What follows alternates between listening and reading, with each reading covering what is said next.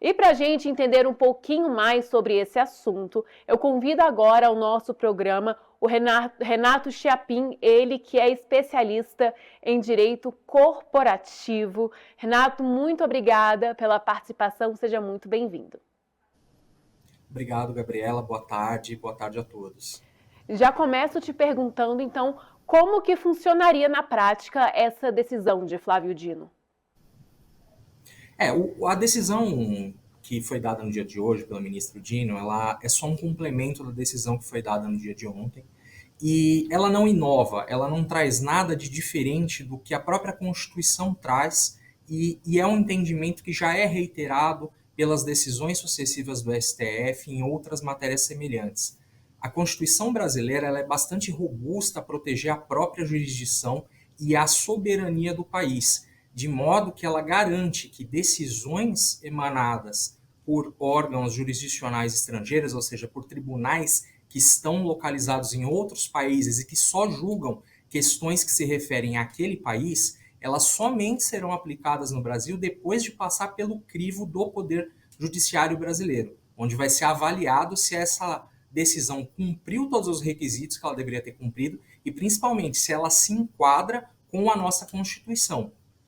Quando o ministro Flávio Dino destaca que não se aplica essa decisão aos tribunais internacionais, ele está fazendo uma distinção que é muito importante e até vai em contra ao que você já trouxe explicado, Gabriela.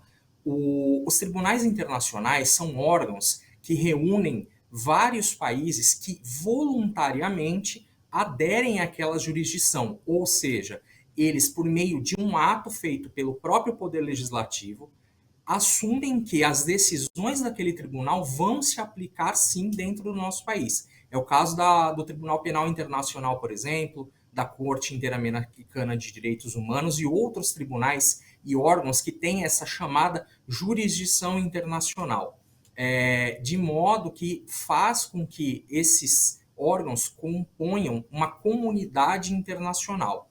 Então, a decisão dada pelo ministro Flávio Dino, ela simplesmente reforça um entendimento que já prevalece nas decisões do STF, que é o intérprete oficial da Constituição, pelo que define a própria Constituição brasileira, e reforça a necessidade de se preservar a soberania do Estado brasileiro, para não permitir, sem entrar no mérito se a decisão do Estado estrangeiro é boa ou ruim, mas ela estabelece um critério objetivo para que o que seja decidido fora do Brasil não tenha aplicação imediata dentro do Estado brasileiro, se o poder brasileiro possa analisar a validade e a legalidade do ato, Gabriela. Perfeito. E no caso também das instituições financeiras que operam nos Estados Unidos, como que ficaria essa situação delas? É uma situação bastante delicada, né? Quando a instituição ela tem uma instituição brasileira, por exemplo, que tem operação nos Estados Unidos, tudo que se refere às operações que são feitas no território americano ou no que se compreende como território americano, está sujeito à lei americana e à jurisdição americana. Da mesma forma, o que acontece dentro do território brasileiro está sujeito à legislação brasileira e ao Poder Judiciário brasileiro.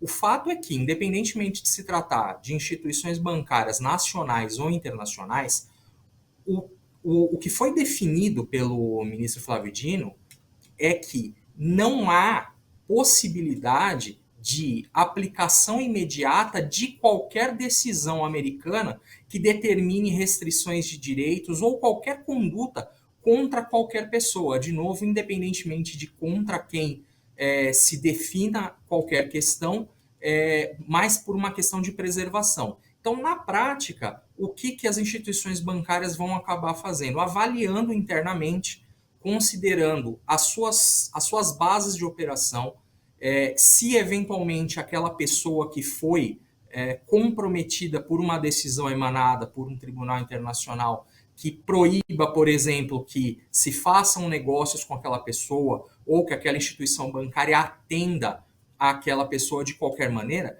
esse banco, essa instituição financeira vai avaliar no caso concreto se aquela pessoa tem negócios ou tem situações que se enquadram dentro do local, dentro da localidade, do que a gente chama de jurisdição do Estado americano ou não. Porque naqueles momentos, naquele local específico, naquela circunscrição específica, ele vai ter que cumprir a ordem americana. Fora de lá, de modo geral, e aí falando das instituições nacionais com seus clientes brasileiros que operam em território brasileiro, para que se cumpra qualquer decisão, isso tem que passar por um procedimento específico que exige a validação do Supremo Tribunal Federal. Certo. E as instituições privadas aqui no Brasil, elas poderiam adotar sanções previstas em leis internacionais? Da mesma forma que as instituições financeiras, também não existe essa possibilidade dessa adoção desse entendimento. O que pode acontecer na prática é instituições privadas, dentro do arbítrio da sua própria, do seu próprio exercício do seu negócio, do exercício das suas atividades, definir se quer ou não manter relacionamento com determinada pessoa, sujeito ou não às consequências de eventualmente causar prejuízos a essa pessoa. Agora, tomar uma decisão de encerrar uma relação comercial ou encerrar um contrato, cercear essa pessoa de ter acesso a um serviço pelo qual ela já pagou, pelo qual ela já contratou, sob a justificativa de que essa pessoa foi implicada em uma decisão vinda de corte estrangeira, essa decisão não tem amparo legal, não tem sustentação sob o direito brasileiro, e aí essa instituição corre sim o risco de gerar um dano que pode ser em algum momento até indenizável por parte dessa pessoa que foi lesionada. E os Estados Unidos podem colocar novas sanções depois disso? Qual pode ser esse posicionamento, na sua opinião? Existe uma possibilidade de escalada nas sanções, é algo que o próprio panorama das decisões que o presidente Trump tem tomado pode sim levar a uma adoção de sanções adicionais. Lembrando que os Estados Unidos são um Estado soberano dentro da sua lei, dentro da sua lógica, e eles têm, seguindo as regras próprias, as regras deles, o poder de tomar decisões da maneira que a sua própria legislação permitir.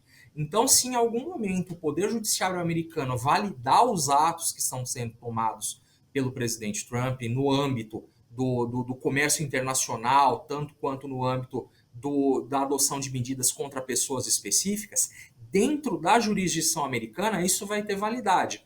E existe sim a possibilidade desse agravamento, desse aumento, dessa escalada de medidas contra o ministro Alexandre de Moraes ou qualquer outras pessoas que estejam sendo implicadas nessa situação, mas, de novo, toda e qualquer medida efetiva, principalmente quando a gente estiver falando de restrição de direitos, ela somente pode ser efetivada no Brasil depois de passar pelo crivo do Poder Judiciário, porque isso é a estrutura que a nossa Constituição traz para garantir a soberania do Estado brasileiro sobre si mesmo, para não permitir que outro Estado possa criar regras que valham aqui dentro. Como bem destacou o ministro Flávio Dino, isso seria um ato de império, algo que é inadmissível pela nossa estrutura de Estado, pela nossa Constituição Federal.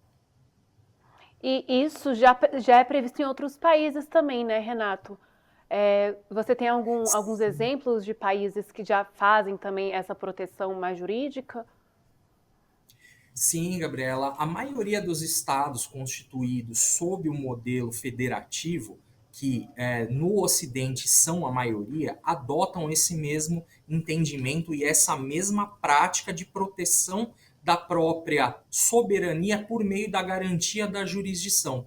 Porque o que é isso, no fim das contas? É garantir que os poderes que foram definidos pela Constituição Federal possam exercer as suas competências que estão definidas naquele documento de maneira independente e que nenhum Estado estrangeiro possa interferir no que acontece dentro do país, desde que esse Estado siga todas as regras que estão estabelecidas na própria Constituição. A Constituição é o grande mapa, é a grande estrutura que faz com que a nossa sociedade funcione e caso algo que conste ali daquele documento esteja em desacordo, Nós temos mecanismos próprios, como as emendas constitucionais, para melhorar, para aprimorar o documento, mas isso é sempre partindo de dentro do Estado brasileiro, dentro da jurisdição brasileira, dentro dos poderes brasileiros, jamais poderes estrangeiros. Então, até estados vizinhos, como a Argentina, como o Uruguai, estados que têm uma grande influência no nosso direito, como Portugal, Espanha, Itália e Alemanha, têm dispositivos na sua legislação, na sua Constituição, muito semelhantes a essas disposições que a Constituição Federal traz em relação à proteção à soberania nacional. SBT News, o maior canal de notícias do YouTube.